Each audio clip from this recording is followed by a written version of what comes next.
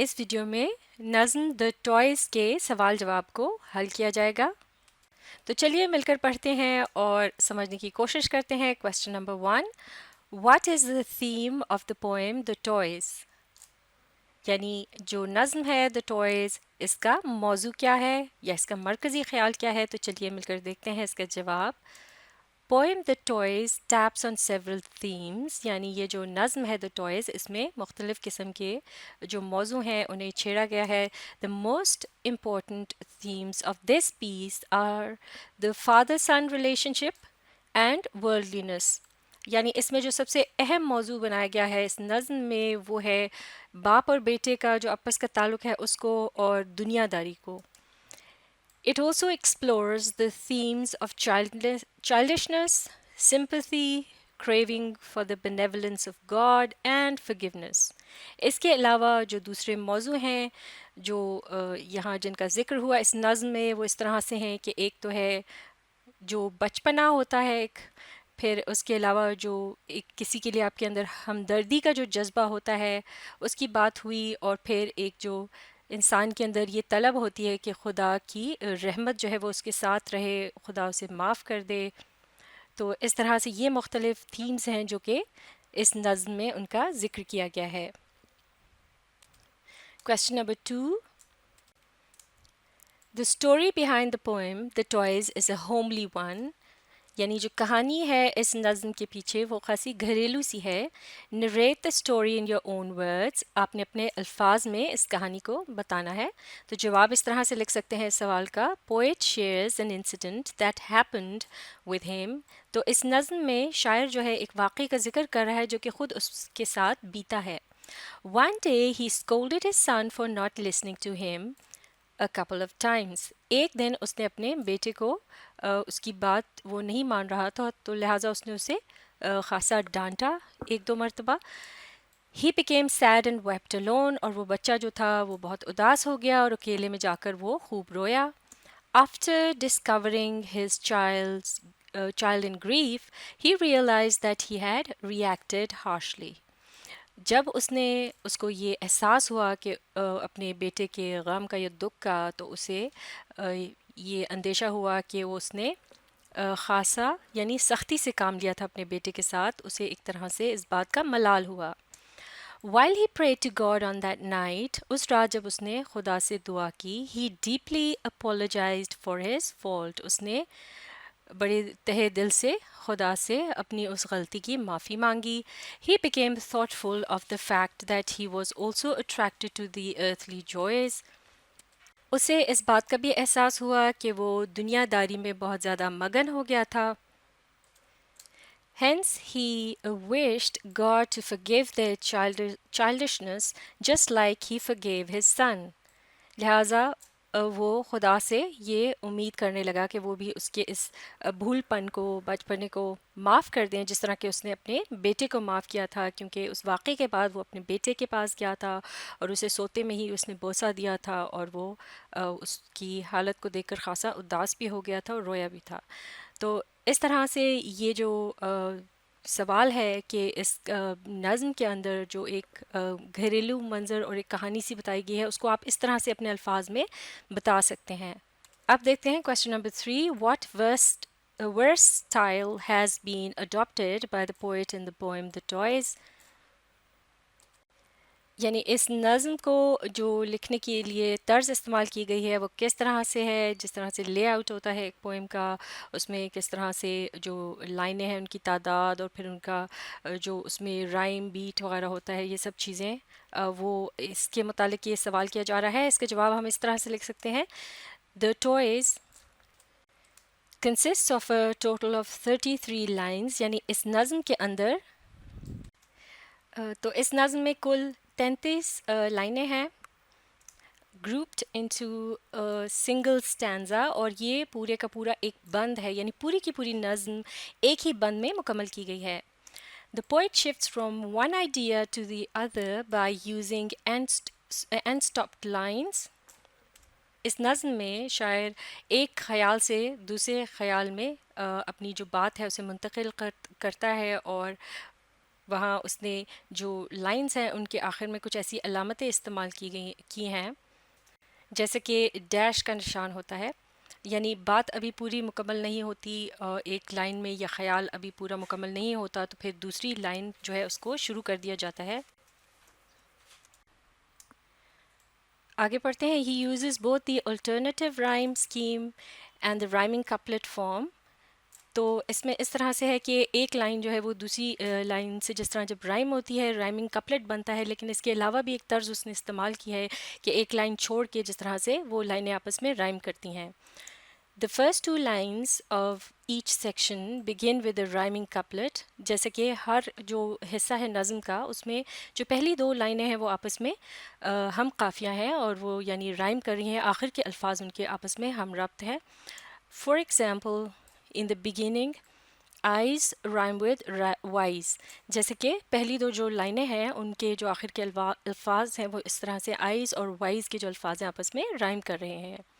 In the following four lines, the rhyme scheme is A B B A، اور اگلی جو چار لائنیں ہیں ان کی طرز جو رائم کی ہے یا جو قافیہ ہے وہ کچھ اس طرح سے ہے کہ پہلی اور جو چوتھی لائن ہے وہ آپس میں رائم کر رہی ہیں، جبکہ جو درمیان کی دو لائنیں ہیں وہ آپس میں رائم کرتی ہیں۔ اس طرح سے رائمنگ کپلٹ جو ہے وہ بیچ میں آ رہا ہے ان چار لائنوں کے۔ Each section similarly ends with two rhyming lines, تو اسی طرح سے جو ایک حصہ ہے نظم کا جب مکمل ہوتا ہے اس کے آخر کی جو دو لائنیں ہیں وہ آپس میں رائم کرتی ہیں۔ Question number 4، does this style suit the mood of the poem and how, تو کیا یہ جو طرز ہے نظم کی یہ اس کے مزاج سے مطابقت رکھتی ہے یا نہیں اور کس طرح سے؟ تو اس کا جواب ہم اس طرح سے بتا سکتے ہیں کہ the verse style that the poet has used throughout the poem is meant to internally connect the lines۔ تو یہ جو طرز اس شاعر نے استعمال کی ہے اس نظم میں اس کا جو مقصد ہے وہ اس طرح سے ہے کہ لائنیں جو ہیں آپس میں ہم ربط رہیں، یعنی ان کا آپس میں ایک تعلق بنا رہے۔ It makes readers go through the lines at a go in order to grasp the overall idea, تو پڑھنے والے جو ہیں ان کے لیے ایک سہولت سی بنی رہے تاکہ جو اس کا مین جو خیال ہے، مرکزی خیال ہے اس نظم کا، اس کو وہ اچھے سے اس پر گرفت حاصل کر سکیں، یعنی اسے سمجھ سکیں۔ Question number 5، what is the symbolic significance of the word toys in light of the poem The Toys؟ تو جیسے کہ نظم کا The Toys جو ہے اس میں یہ لفظ toys جو استعمال کیا گیا ہے اس کے متعلق پوچھا جا رہا ہے کہ اس کی علامتی اہمیت کیا ہے، تو دیکھتے ہیں کہ جواب ہم اس کا کس طرح سے تشکیل دے سکتے ہیں۔ In this poem the word toys acts as a metaphor، یعنی اس نظم میں جو لفظ toys کا استعمال کیا گیا ہے یہ ایک استعارے کے طور پہ اسے استعمال کیا گیا ہے۔ Firstly it refers to the simple things that make a child happy، تو پہلا جو اشارہ ہے وہ تو بظاہر اس میں یہی ہے کہ جیسے چھوٹے بچے جو ہیں وہ کھلونوں سے خوش ہوتے ہیں۔ Then the poet uses it as a metaphor of worldly toys that adults take pleasure in، یعنی کہ اس کے علاوہ جو ایک دوسرا اشارہ یہاں موجود ہے تو پھر جب جو انسان ہے جو عمر کے اس حصے میں پہنچتا ہے یعنی بڑے ہو جاتے ہیں ہم، تو جو یہ ہماری ترجیح ہے تبدیل ہو جاتی ہے۔ آگے پڑھتے ہیں کہ کس طرح سے یہ ہوتا ہے۔ By this reference he contrast the innocence of children with worldliness of adults, یعنی بچے جو ہیں ان کے اندر ایک طرح سے جو وہ معصومیت پائی جاتی ہے اس کا موازنہ کیا گیا ہے بڑے جو ہیں وہ جب دنیا داری میں محو ہو جاتے ہیں، جیسے کہ پیسہ، دولت، گھر، گاڑی وغیرہ، تو ان کی تو جو ترجیحات ہیں وہ تبدیل ہو جاتی ہیں۔ بچوں کے جو کھلونوں کے ساتھ ایک لگاؤ ہوتا ہے وہ گویا وہ اپنے آپ کو مگن رکھنے کے لیے یا اسے ایک خوشی حاصل کرتے ہیں، جبکہ بڑوں کا جو یہ رجحان ہے چیزوں یا مادہ پرستی کی طرف اس میں لالچ کا عنصر پایا جاتا ہے۔ In this way, the toys become an important element that helps readers to know the difference between spiritual need and mental greed۔ تو لہٰذا یہ لفظ جو ٹوائز ہے اس کی بہت اہمیت ہے اس نظم میں، کیونکہ یہ ایک بہت بڑی اہم علامت بن جاتا ہے پڑھنے والوں کے لیے یہ جاننے کے لیے کہ کس طرح سے جو ان کی روحانی ایک ضرورت ہے موازنہ اس کے بمقابلہ جو ایک ذہن کے اندر انسان کے جو لالچ ہوتا ہے، تو یہ دو چیزیں جو ہیں یہ اس نظم میں واضح طور پر سامنے آتی ہیں۔ انسان ان چیزوں کو سمجھنے کے قابل ہو جاتا ہے اس نظم میں، یعنی کہ پڑھنے سے اس چیز میں ہمیں سمجھنے میں مدد ملتی ہے۔ Question number 6, how does the poet relate his own action to the mercy of God? یعنی جو شاعر ہے اس نے اپنا جو عمل اس میں دکھایا ہے اس کا کس طرح سے وہ اپنے بچے کے ساتھ سختی سے پیش آتا ہے لیکن بعد میں اس کو اس بات کا دکھ ہوتا ہے، تو اس کو اس نے کس طرح سے یعنی اس کو ایک طرح سے اس کو لنک کیا ہے خدا کی رحمت کے ساتھ، جیسے کہ وہ بعد میں خود بھی اس کا طلبگار ہوتا ہے اور وہ معافی چاہتا ہے خدا سے، جس طرح وہ اپنے بیٹے کو معاف کرتا ہے اس کی غلطی پر. تو اس کا جواب اس طرح سے اسی بات کو یعنی ہم تشکیل دے سکتے ہیں، ہم اس طرح سے لکھ سکتے ہیں کہ after the incident the poet realized the mistake he had committed by not heeding the advice of God.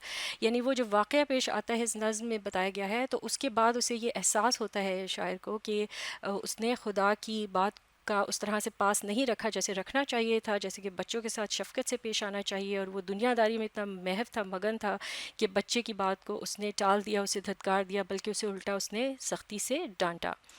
He had been too harsh and unkind to his little son. وہ اپنے بیٹے کے ساتھ بہت برے طریقے سے یعنی بے رحمی سے پیش آیا. But later on he had gone to his son to kiss him and had cried for him too. لیکن جب بعد میں اسے احساس ہوا وہ اپنے بیٹے کے پاس گیا جو کہ اس وقت سو چکا تھا، اسے اس نے بوسہ دیا اور اس کے لیے وہ اس کے دکھ میں یعنی اسے افسوس کا اظہار کیا اور رویا دھویا. In the end he wished God to forgive his flaws just as he forgave his own son. تو بالآخر جب وہ اس نے دعا کی خدا سے تو اس میں اس نے مغفرت مانگی، اپنے جو غلطی تھی اس نے کی، اس کا احساس ہوا اسے، اور پھر اس نے خدا سے یہی یعنی رحمت کی امید کی کہ جس طرح سے اس نے اپنے بیٹے کو معاف کیا تھا تو خدا بھی اسے معاف کر دے گا. Question number 7, what is the tone of the poem The Toys? Do you think it is in conformity with the theme of the poem? How? یعنی اس نظم کی جو ایک انداز ہے، اس طرز ہے، یا اس میں جو ایک موڈ سا پایا جاتا ہے، یعنی آیا وہ سوگوار ہے، کوئی خوشی کا اظہار یا جس طرح سے بھی، تو کیا آپ اس سے یعنی کہ اس کا جو مین جو مرکزی خیال ہے کیا وہ اس سے مماثلت رکھتا ہے آپ کے خیال میں؟ یہ یعنی کس طرح سے ہے، یعنی اس بات کو ہم نے تفصیل سے بیان کرنا ہے. تو جواب دیکھتے ہیں. The Toys was written in the 19th century by the Victorian poet Coventry Patmore. یعنی جو شاعر ہیں اس کے 19ویں صدی سے ان کا تعلق تھا، وکٹورین دور سے، اور کوونٹری پیٹمور ان کا نام تھا. After the death of his first wife, the grief of loss became an important theme of his work. تو ان کی جو پہلی جو ان کی اہلیہ تھیں ان کی وفات کے بعد ان کا جو دکھ تھا، غم تھا، اس کا اظہار انہوں نے اپنی شاعری میں بھی کیا، اپنے کام میں بھی کیا. It can be sensed in the poem too. اور یہ جو نظم ہے اس میں بھی اس کا اظہار ہمیں دیکھنے کو ملتا ہے. The poet also uses this theme in the line his mother who was patient being dead. جیسا کہ اب یہاں حوالہ دیا گیا ہے اسی نظم سے کہ کس طرح سے اس بات کا انہوں نے اظہار کیا جب انہوں نے یہ کہا کہ اس کی ماں یعنی جب وہ بچے کو ڈانٹتے ہیں تو ان کو جب احساس ہوتا ہے، ساتھ ہی وہ یہ بات کہتے ہیں کہ اس کی ماں جو کہ بہت صابر تھی وہ تو مر چکی ہے، یعنی اس کو حوصلہ دینے کے لیے، اس کے غم بانٹنے کے لیے وہ اب یہاں موجود نہیں ہے. تو لہٰذا یہ وہ اشارہ ہے جو ہمیں ملتا ہے جس سے پتہ چلتا ہے کہ وہ اپنا غم جو ہے وہ اس میں ان کے تھیمز میں، ان کی شاعری میں وہ جو ان پہ کیفیت گزری ان کی زندگی میں اس کو وہ شامل کرتے تھے. Here the poet alludes to the death of his wife. allude کرنے سے مراد ہے کسی بھی پچھلے گزشتہ واقعے کی طرف اشارہ کرنا، تو یہاں وہ اپنی اہلیہ کی جو وفات ہے اس کی طرف اشارہ کرتے ہیں.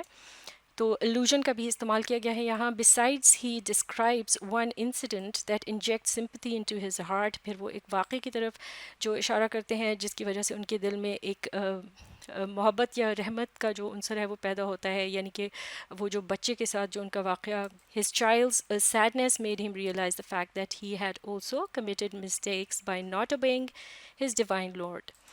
تو جو بچے پہ جو کیفیت گزرتی ہے جب وہ دیکھتے ہیں کہ اس کی جو آنکھیں گو کہ وہ سو چکا ہوتا ہے اس وقت، لیکن اس کی آنکھیں جو ہیں سیاہ ہو رہی ہوتی، ان کے گرد سیاہ ہلکے ہوتے ہیں اور پلکیں بھیگی ہوتی ہیں، وہ کیفیت ان پر پھر وہ طاری ہوتی ہے کہ انہیں بہت زیادہ دکھ ہوتا ہے اپنی غلطی پر، اور شاید وہ خدا کے سامنے خود کو گنہگار سمجھتے ہیں اور اس کے لیے خدا کے آگے وہ سمجھتے ہیں کہ وہ جواب دہ ہیں اس بات کے لیے. تو لہٰذا انہوں نے ایک طرح سے خدا کے حکم عدولی کی ہوتی ہے ایسا کر کے.